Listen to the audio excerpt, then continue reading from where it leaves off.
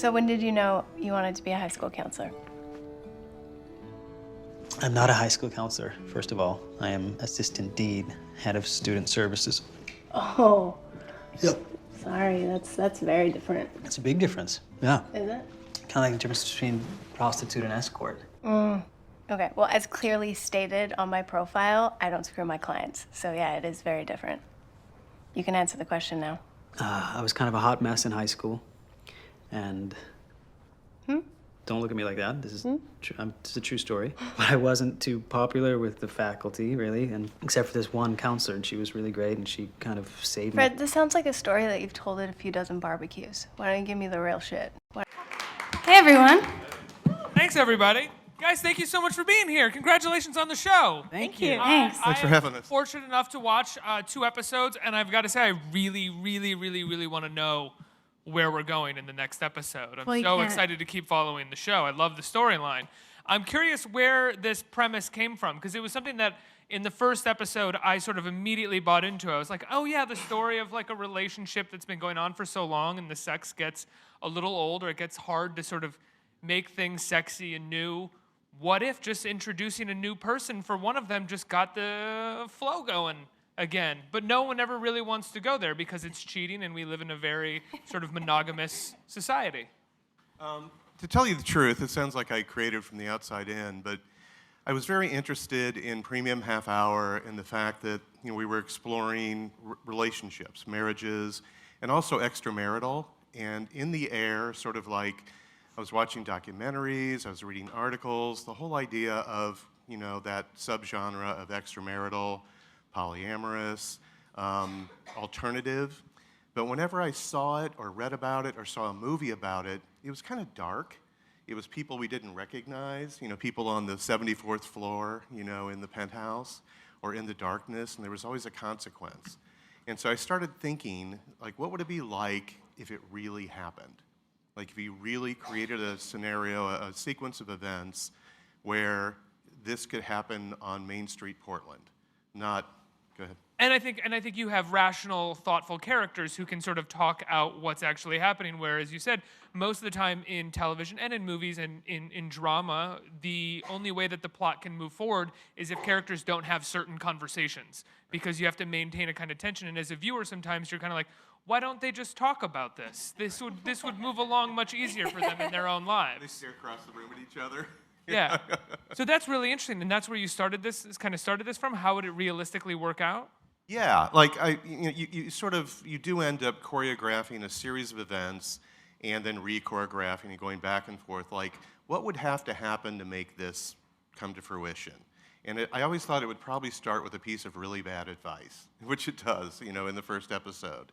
And somebody doing something that is so out of character and wanting to back out of it, but inadvertently falling for someone. And it would also take a third person with a secret, which is Rachel. And that formula, if you play it right and you choreograph it right, it feels real. I mean, I hope. That was the real goal.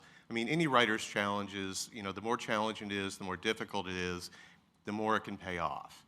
And if you can say, if I can take the idea of what we call, a polyamorous relationship or a polyromantic comedy and make it feel real and put them in a real world with real stakes and real neighbors and a real community and a real society and real careers and a real job, and actually make it happen to the point where it starts feeling like maybe this is right.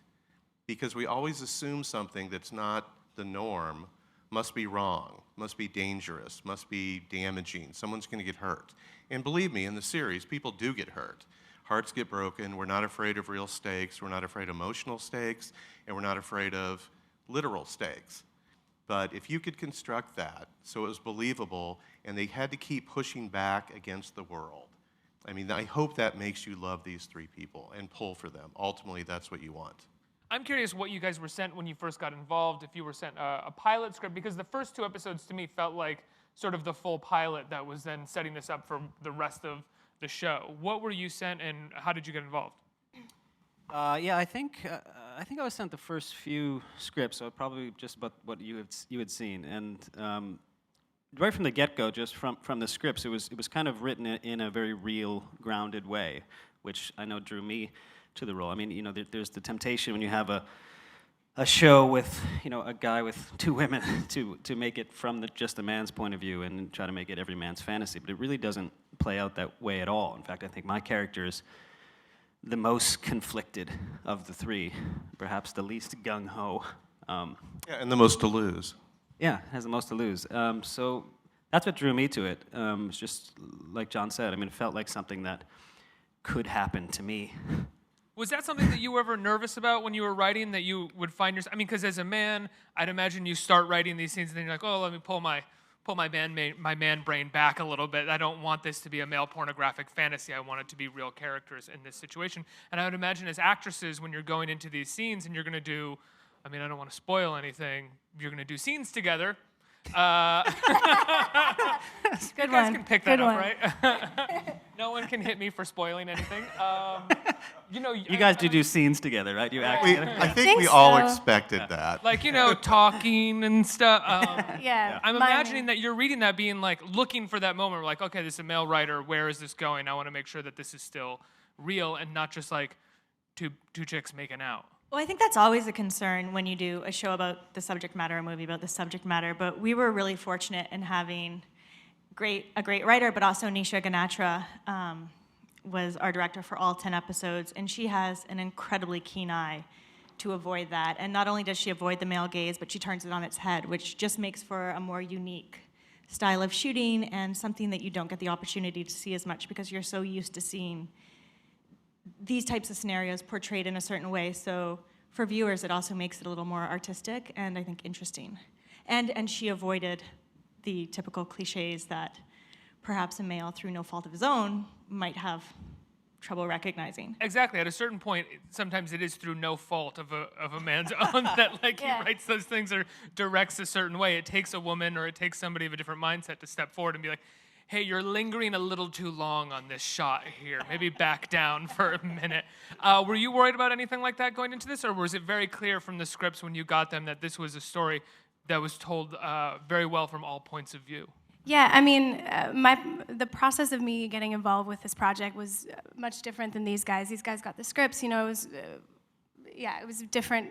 I auditioned, so I got given, basically I got the first episode, and, you know, I immediately fell in love with the character, and the story, because exactly what Rachel was saying, it's not about this guy who's like, you know, I think I want to have a threesome with my wife because that would be awesome. It's like they're dealing with some real problems in their marriage, and he's desperate. He really wants to make things work with his wife, and so he takes this really terrible advice, and you guys will see. Is it bad advice? I'm still debating on whether. Well, I don't know. It Bad depends. advice gone good. Yeah, it's good advice for us because then we got to shoot the outcome of all that. But I loved the idea of, you know, this suburban couple, this wife who has this background where she's, you know, we end up falling for each other, you know, all of us together. And I really was excited to explore that. So after I got further along with the process, John sent me the first 3 episodes. I was like, it's just so great, and you know, the storyline is real, and I think that's the word that we really like to use here, is because people are really surprised, because when you read about the show, you're like, oh God, what is this going to be? And we were talking about this today. It's something that you really feel like, shit, this could happen, you know? So yeah. Well, I think in terms of the girl-on-girl action, so to speak, it's often seen as, you know, this fantastical element for, you know, you see like not a lot, but often 18 to 22-year-old girls just kissing each other at bars for you know, but Oh yeah, for sure, all the time. So sorry. but for men, but when you realize in a polyamorous relationship, or when 2 women really are in a relationship, it's not for the benefit of men, and there are real feelings and there's real passion, and it's simply a relationship, and that suddenly becomes very threatening when it's not just titillating entertainment for the third party. And I think that not that it was ever titillating entertainment just for Jack, but I think there is sort of that mythology behind polyamorous relationships and lesbian relationships and bisexual relationships, and I think that it shows a more realistic view of the consequences, what's at stake, and what it's really like. It's funny, when we were at when we were at South by Southwest, we had a guy stand up who actually was in a polyamorous relationship. And he kind of thanked us, and he said, thank you for doing it in a way that felt real. It felt grounded, and it didn't feel salacious or, silly. Like a lot of times silly. polyamory is played for like, oh, what do I do? Or farcical, yeah. Well. And you asked me originally, was I ever worried about that? It's funny, no, I never was, because I never ever approached this story that way. That this was a guy trying to talk his wife into bringing a third into his marriage. I don't find that interesting at all. I've seen it, I've read it in articles, I've seen it in documentaries. It's definitely not a story I'd want to tell or I'd ask any of these actors to play. I wanted to do a romance that just happened to involve a third person and to make it real and to make everyone have stakes and to feel things. I gotta be honest, I didn't even really know about polyamory before I got the script. I feel like I'm either really old or extremely prudish. Or the term is new to me. Did you do some research? I did lots of months scenes? of research. No, so it's for me, one of the things that also drew me to the project was it felt like we were maybe at the forefront of kind of bringing that topic into light. Since I've started shooting the show and been doing publicity for it, as John said, like people are coming out of the woodwork, coming up to me and telling me they're in these relationships. So I realized it's much more common than I thought. And I think the show is really about, if you have 3 consenting adults that all want to be in a relationship and love each other, why can't that work? I mean, and that's what they're working backwards from, and that's really what the show examines. Right. John? Yeah, we've always said, if there was an overarching sort of line that sums up the show, what if your best, truest, happiest life didn't look anything like you imagined? In this case, nothing like you imagined. Would you have the balls to live it against all outside pressure, against what even your favorite neighbor thought, and what your job thought, and how it might affect your career? Would you live your best, truest, happiest life? I think that's what the whole show's about.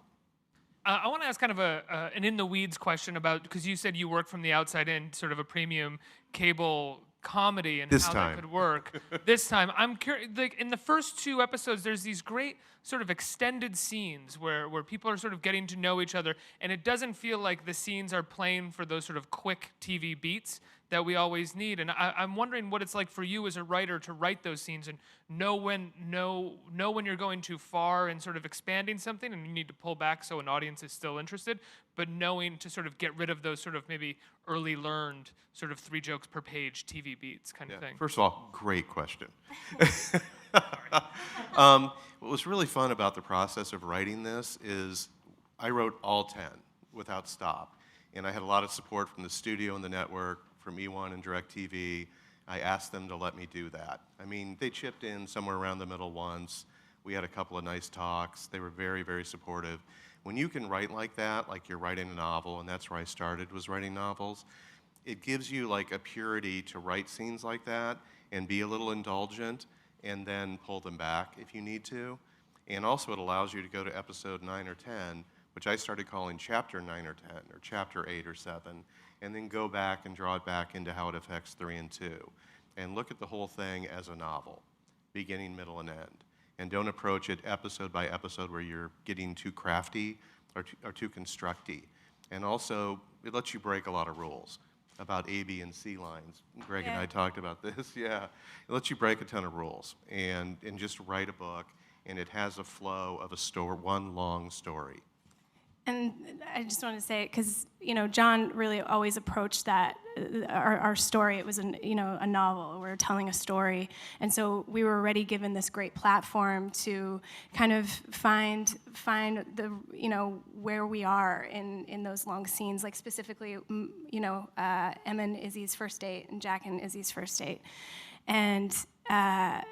Alongside John, we had Nisha, who just there was so much room for us to find those moments as actors, which sometimes we don't have that room when we're doing fast. This is the stuff that you're talking about, right? Well, that's so important for a story like this because those moments are the moments of affection and these 2 people these 3 people finding each other. Whereas in television or in sort of beat-oriented network television, you would have to write that moment. You would have to have the character say, exactly. "Hey, I love you." rather than sort of see something in their eyes or see a pause that is taken between them. Yeah, and when Greg and I shot our date scene, I think the first take we did was a 15-minute long take.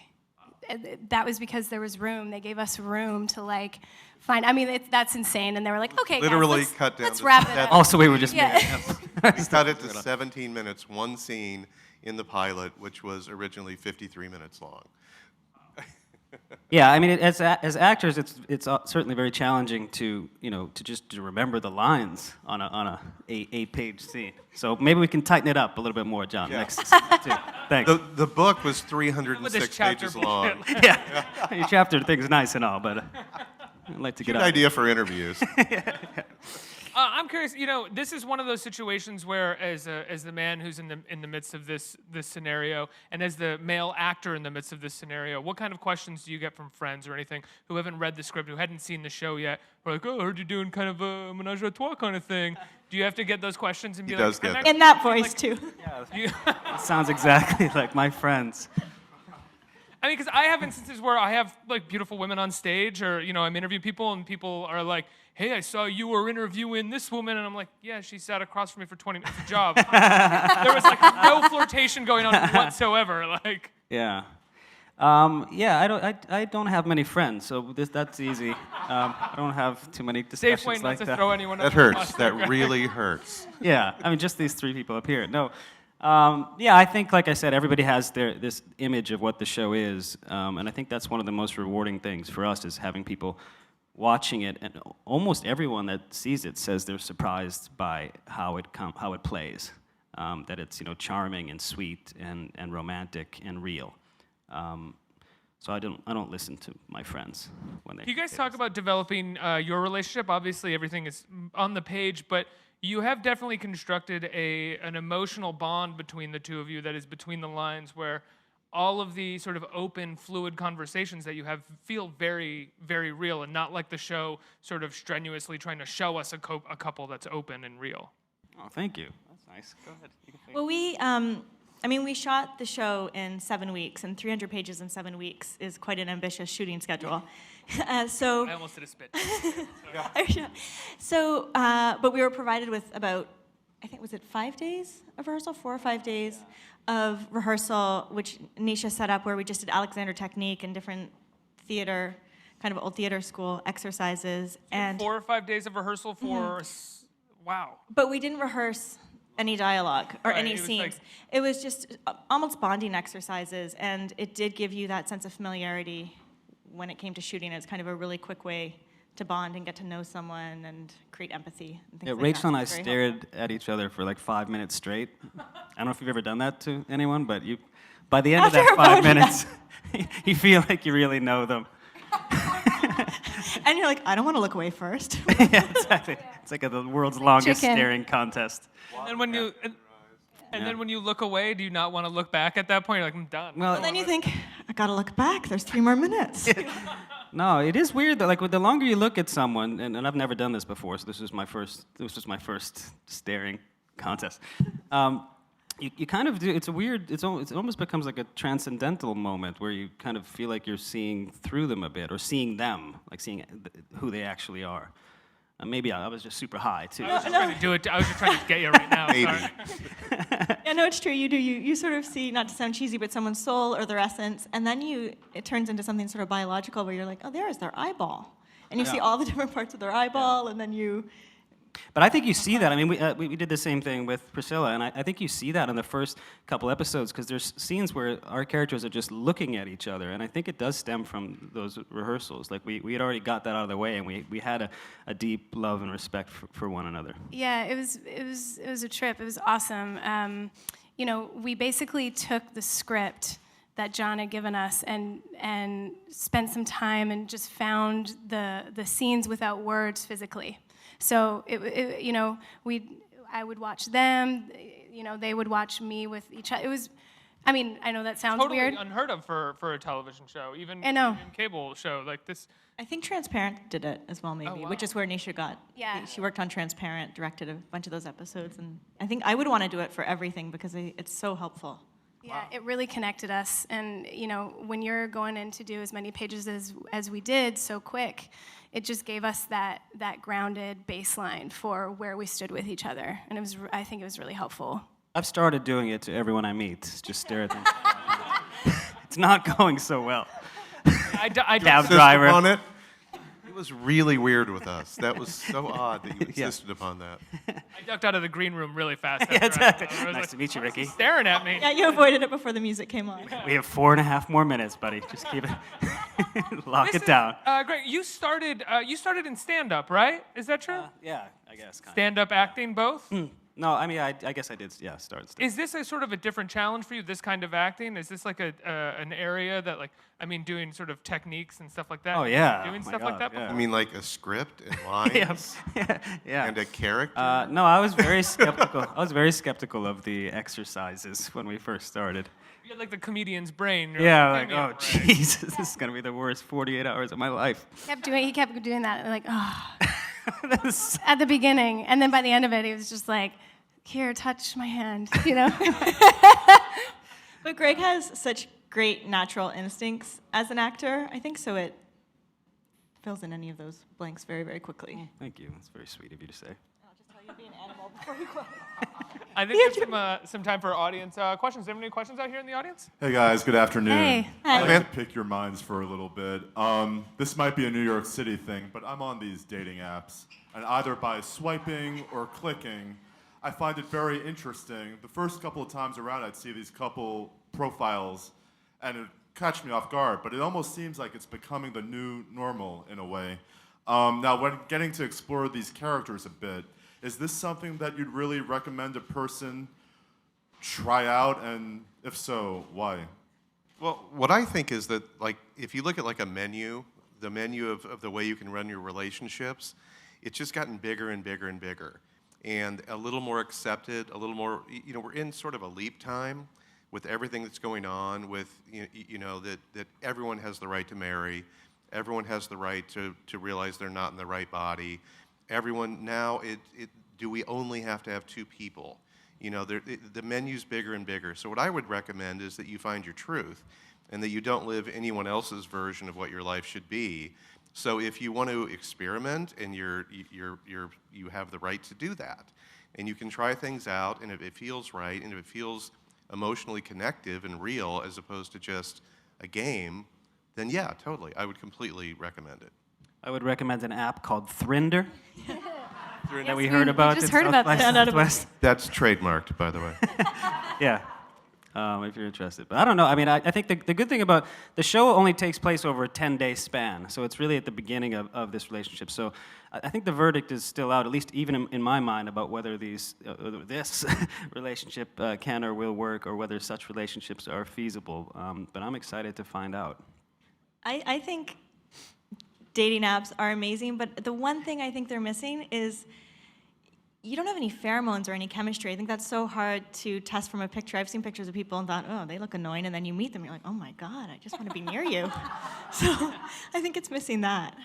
I agree. I think, I mean, you have to do you, essentially. Like, I'm kind of a mixture of all these guys. I think it's important to find what works for you, whether or not you're married or single. Just explore. And I think that that's why this show is great, because it really opens up that question, like, what's going to work for you? Next question. Hello, everybody. Hello. It's good to have you guys here. So which actor or actress did you look up to during your acting careers that inspired you to, do what you do?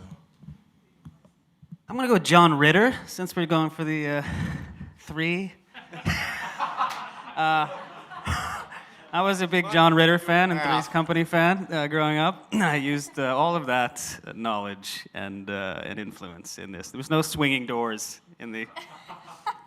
That was about the only difference. I just talked about him today. I felt it was relevant.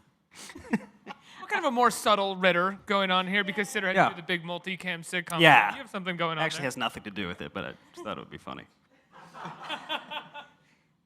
There's an actress, it wasn't so much when I was growing up, but I did this TV show, Peep Show, with this actress, Olivia Colman. Yes. And she is amazing. She was mainly doing comedy when I worked with her, and now she's doing a lot of drama, and she can just do both of them seamlessly. And you just watch her and think, oh, I should not be acting.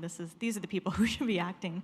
So I look at her and Kate Blanchett and people She like did. that. Olivia Colman did that amazing movie Tyrannosaur, right? She Is that was, what it's called? oh my She's gosh. unbelievable. in it. She's One of the bleakest movies ever made, but yes, she's unbelievable in it. definitely not a comedy. She's incredible. Yeah, she's.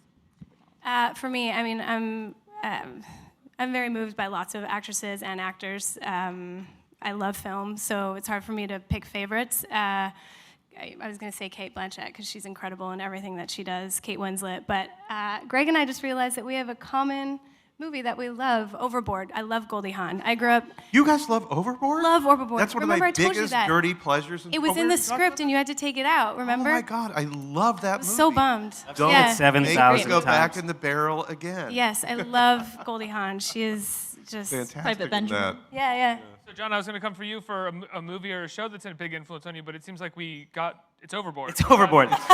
This is It's clearly Overboard. No, I like dialogue writers. I love Whit Stillman. I love Noah Baumbach, with or without Greta. I like Woody Allen. I like the rhythm of romantic comedy dialogue. I think you can, we're in this sort of very grounded indie half-hour premium world, but I still like aspirational dialogue. I am one of those. I know Aaron Sorkin's very divisive. I like to listen to Aaron Sorkin's dialogue. I think that we go to movies sometimes to see ourselves, but other times we go to see our better selves, like what we wish we'd said. So when I see those scenes where the dialogue has that rhythm, those I like. It's like dialogue porn. When I saw Miss America, I know not everyone loved it, but it was, to me, it was the Baumbach movie? Mistress America. Yeah. Yeah, Mistress America. I loved the rhythm, the constant rhythm. So I tend towards dialogue, like Sideways, movies like that. Sort of accessible indie, I guess, would be the sort of subgenre. Sort of expanding of a tried and true genre, most of those movies. Yeah. It's taking romantic comedy, it's taking relationship and friendship, and it's at the same time that it's making it more real and more recognizable, and the feelings are valid. It's also, I still like it when they're not afraid to be clever. If it goes too mumblecore, if it hits a point where they're just talking, then I think that's my life. I could just, film my life. Next question. Hi guys. Hey. Hey. I just wanted to know if you guys had any tips for dating someone who might be polyamorous. I forgot how you say that. Polyamorous. Polyamorous. Yeah. I had Make trouble sure you're pronouncing it. polyamorous. Well, I keep hearing that Doesn't that websites. meet the Right up definition? If he's dating someone who's polyamorous, doesn't that make him polyamorous? Yeah. I've heard over and over that websites will say we're looking for a third. That's true? Yeah, you might start there. I think just know And yourself. then maybe they know other people. Can you not be monogamous while dating someone that's... you could maybe Take it not slow. have doing anything with anybody else, but be okay with them doing it, and you could be monogamous to just this one person. Probably also a little unhappy. Yeah. Yes. A little I think insecure, you maybe. just have to be honest with each other and yourselves. Exactly. I don't like to share, but I think, if you're going to go into that, you got to, honesty is always key. Also, Always. you have to know that people are gonna. Just by nature of the it's an odd number, so somebody's gonna be left out. I think I found that in just spatially, in the scenes part of we the were all mix. together in the bed. It's Yeah. like someone has to be sitting out. So expect that there will be times when you're not actually involved in the action. If that makes sense. The show doesn't... Sex. Take a break, take a cigarette, whatever.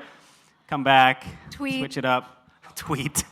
The show doesn't instantly go to literally polyamory, as in threesome, as in three people cohabitating and being together. It starts out with a plan for each of them to date her. Like a business arrangement, just so you know where the middle of the season goes. And then it evolves into something more. It's an accident. They stumble into it.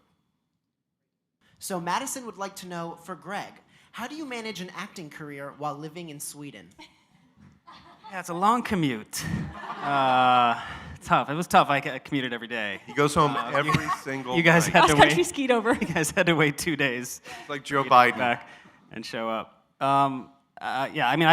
Well, it's a good question, but I'm trying to kind of keep both things going on. My family is very comfortable in Sweden, so that is where I live now, and I have a few projects there. But I like projects like this. Like was a 7-week shoot in Vancouver where we shot, so it was just enough time for me to be away from my family. That was a nice sale point for without them hating. Give me 7 weeks. That's all I need. 7 weeks. 7 weeks. Yeah. Guys, congratulations on the show. I love it. It's so funny, it's so smart, and it's so well written. Thank you so much for being here. Thank you so much. It premieres tomorrow night at 9. Tomorrow night at 9 o'clock. Yeah. On DirecTV. Thank you so much, guys. Thank you. Thanks, guys. 239. Thank you.